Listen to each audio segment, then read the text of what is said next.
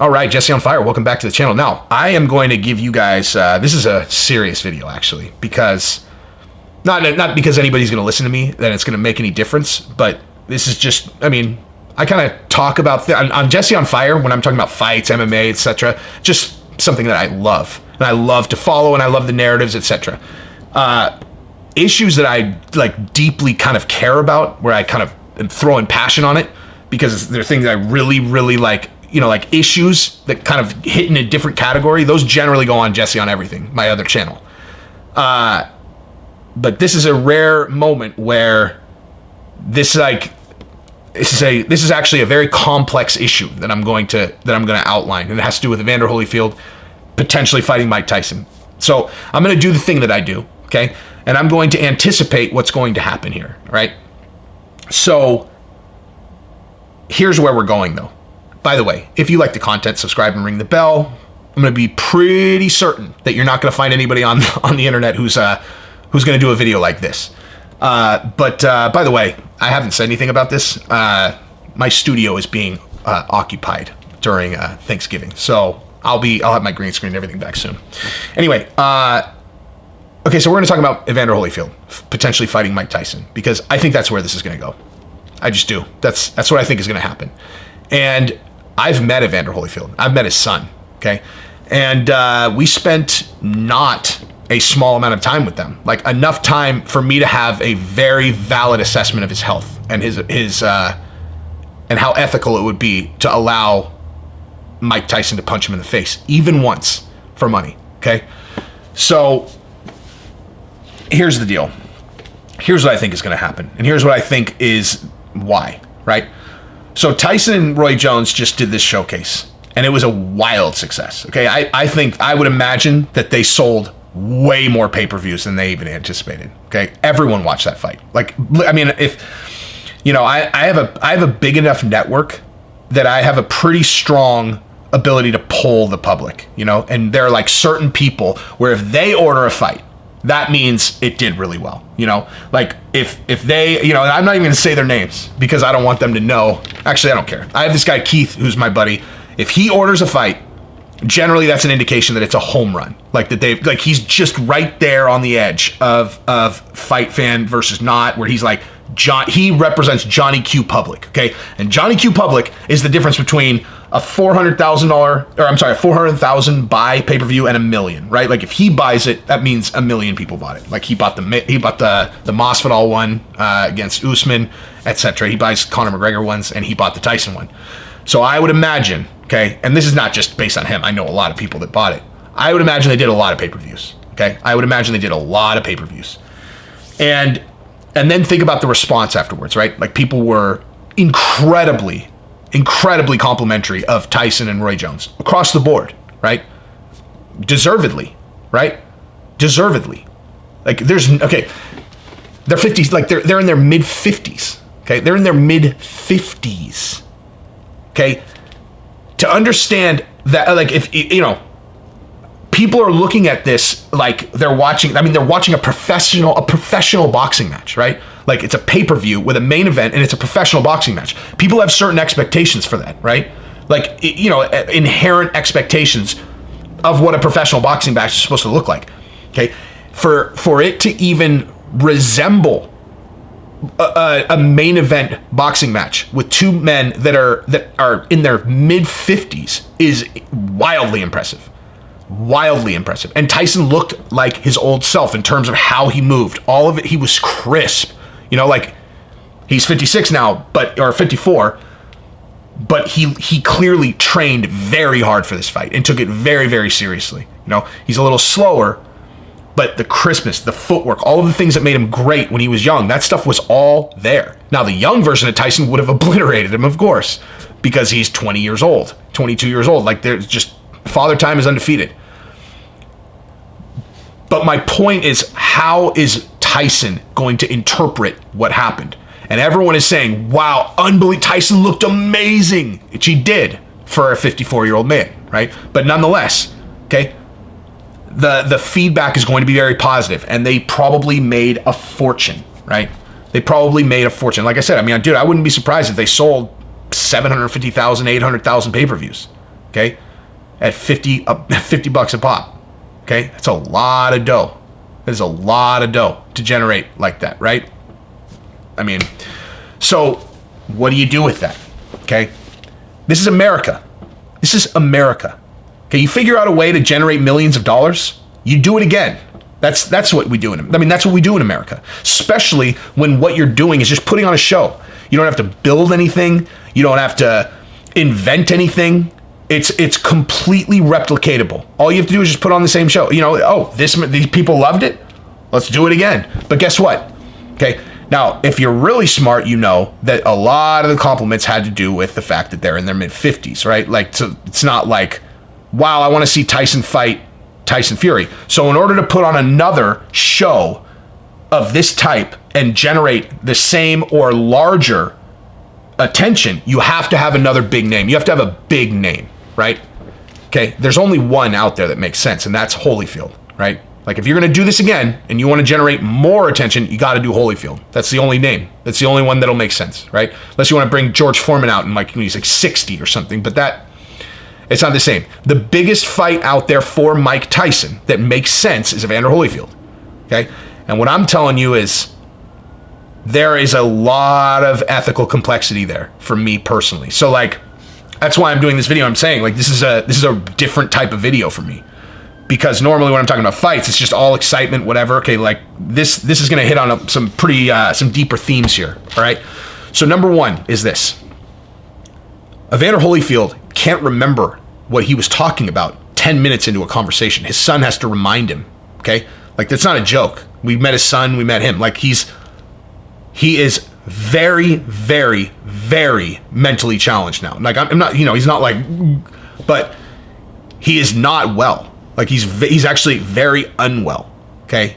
He's telling a story, he has to stop, and then someone has to remind him what he was talking about. Now I've watched a bunch of videos of him recently, and he seems to, this is the thing, he looks coherent, right? Like he's talking in interviews and he does okay. Like he went on the Tyson Hotboxing podcast, and that was a really bizarre performance because he talked for like 45 straight minutes. Like you go watch all the other Mike Tyson hotboxing episodes, and there's a conversation. I mean, I'm talking all of them, all of the other ones. There's some semblance of a conversation. Holyfield just himself talked for 45 straight minutes as if he was like unaware that no one was responding, that no one was engaging with him. He just talked and talked and talked. It was bizarre. Okay. Now, other people probably didn't catch it, but like I said, I've met him. Right? Like he and I were wearing the same shoes, Santoni's, $600 shoes. I got mine for $150 at Nordstrom Rack. But they're $600 shoes that I got for $150, and I love them. I still have them. They're so sick. They are so sick. They're the most comfortable shoes ever. They literally fit your foot like a fucking glove. Santoni's. Look them up. Anyway, so I was wearing the same pair of shoes as Evander, and like we wrapped. Anyway, we talked to him, right? And you can see, look, when you're talking to him, you can tell he's like struggling. Like, he's struggling. You could just see it in him. And his son told us stories about like he can't fight, man. Like he can't fight.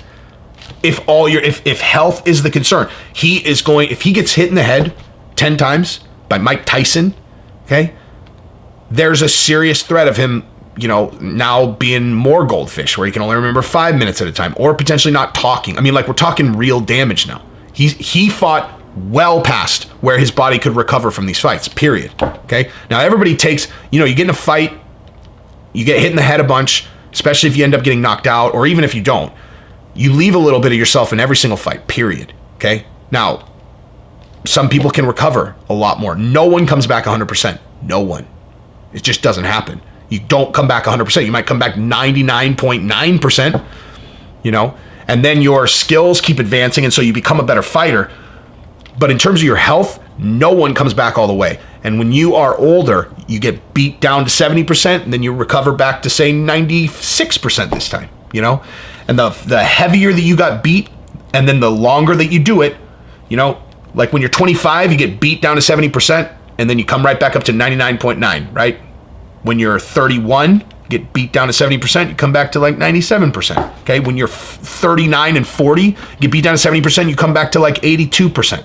And then you do it again, you go down to 60%. You come back to like 73%. And like, he fought well beyond when he should have, okay? To where he is now permanently operating at 65% mentally, maybe less. But here's the other thing. So again, from a health perspective, it's wrong. It's fucking wrong for him to fight. Here's the other thing, okay? He has money problems. Like, he filed bankruptcy after his career, right? Like, so he was bankrupt. So I don't know what you guys think in terms of what the life of a former athlete looks like, no matter how famous they are. But if you think that they just have like money coming at them because they're famous, you're wrong. It's the opposite of that. They have people coming and asking them for money, and they don't have money coming in. You know, if you're a prize fighter and you get these gigantic bulks of money, but then like that's the only way you earn a living, okay, like when you're done fighting, what revenue streams do you have, right? Like, seriously, like, what revenue streams do you have? Now, Floyd Mayweather invested in some strip clubs and has done some stuff like that. I mean, based on his spending habits, I don't think he has money out there enough to support how he spends money, right? But anyway, point I'm making is that I will never, ever stand in the way of a man making a living. Never. I don't care what the circumstances are. If the man himself or a woman knows what the risks are that they're taking and they're willing to take it, I'm not going to get in their way, because being broke fucking hurts. Okay, being broke hurts bad. Hurts as much as any physical thing that can happen to you, any mental thing that can happen to you. Being broke hurts that much. It hurts, man. It's fucking painful, and you don't ever forget what it's like to feel desperate and hopeless. This is why during these mandatory lockdowns, I lose it. Like, where I'm watching these businesses go out of business, I can't take it. I can't stomach it, because I've been there myself. Okay, I've been in the place where you're fucking hopeless, man. Like, hopeless. You've lost everything. You can't see a way that you can make money. There's no road for you, right? You're fucked. Okay, you're fucked. Because that's what happens sometimes. You start a business in a specific vertical, and then the business gets either taken from you, whatever. Okay, what are you going to do? Go get a job in some other sector that you don't even work in? Like, you have no idea what I had to do to put my life back together after that happened to me. Okay, and I went through, I mean, there's no other word for it. Utter fucking despair. Like, despair. There's not another word for it. Okay, it's not depression. Depression is not a big enough word. Despair. Hopeless depression is what that felt like. And so, if a person who's gone through that, or is living that, has the opportunity to make a bunch of money, I'm not going to stand in their way. There's no fucking way. I'm just not. Even if it's Evander Holyfield, who I know has absolutely no business getting punched in the head. Guess what? You know what hurts more than whatever could happen from getting punched in the head? Despair. Hurts more. So I'm telling you guys, I've met this man, and I've met his son, and he has no business fighting. None. Like, he has no business fighting at all. And at the same time, no one has any business telling him that he can't fight. Okay? No one. No one has any business telling anyone about their fucking business. You know? No one has any business telling someone that they have to shut down their business, or that they can't go support a person's business. Okay? That is wrong. Okay? It's fucking wrong. And I want you guys to seriously think about this. Okay? So that's that. That's the Evander Holyfield thing. But on a broader scale, when you're thinking about these lockdowns, these mandatory lockdowns, okay? I don't know how big your guys' networks are, but mine's big. And I know a lot of business owners, and I know a lot of people who work for small businesses, and these businesses are closing permanently, okay? They're not coming back. They were mandated out of existence. And you want to know what happens when you have a business that you've had for 20 years, and then that business shuts down? Despair, okay? Utter, hopeless despair on a level you can't understand. You can't understand. You can think that you can, but you can't. Okay? If you've owned a business, let's say you've owned a restaurant, let's say you own 3 restaurants, and that's what you've been doing for 20 years. Okay? And your restaurants just got shut down. Okay? What are you supposed to do? What are you supposed to do? How are you supposed to earn a living? You think like you can just all of a sudden snap your fingers and go start a career in some other thing? You're 40 years old, right? Or 48 years old, 50 years old. You think that you can just go start another career? What's your resume look like? Oh, I owned restaurants for 20 years. Okay. What does that apply to? Okay. So these businesses, when you see these businesses that are shutting down, what's on the other end of that is someone in utter, hopeless, suicidal despair. Okay. Now, I was never suicidal because I had kids, which made it even worse.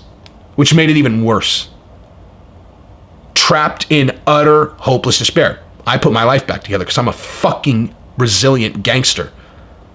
But the fact that I was able to do that has no effect on how I felt throughout that process, which was utter, hopeless despair and looking in the mirror and just being like, you're a failure. Like you're a failure. A failure, okay? All these tattoos, I got them to specifically say I'm never working for someone else ever again because I had made it, right? I had made it, sold my business, millions of dollars. And then when that blew up, right? When that shit blew up and I went from being a multimillionaire to being bankrupt, okay? And then having no fucking options of how to feed my kids or what am I supposed to do? Like, you know, what am I supposed to do? Fantasy sports business was gone. They regulated it out of existence, right? DraftKings is the only company that survived, and they borrowed like $500 million to survive, right? So what am I supposed to do? Despair, okay? No options. So Evander Holyfield, these business owners, I don't know if that's how Evander Holyfield feels, but these business owners, that is how they feel, okay? So don't fucking support mandatory lockdowns. It's wrong. It's wrong. Everyone knows what COVID is now. So let these people fucking decide for themselves. Just like I'm not going to tell Evander Holyfield that he can't box if he's broke and he needs the money. You can't tell these business owners that they can't open and give people the opportunity to take the risk if they want to when they frequent their businesses. Okay? So, that's it. Subscribe to the channel, ring the bell. Peace.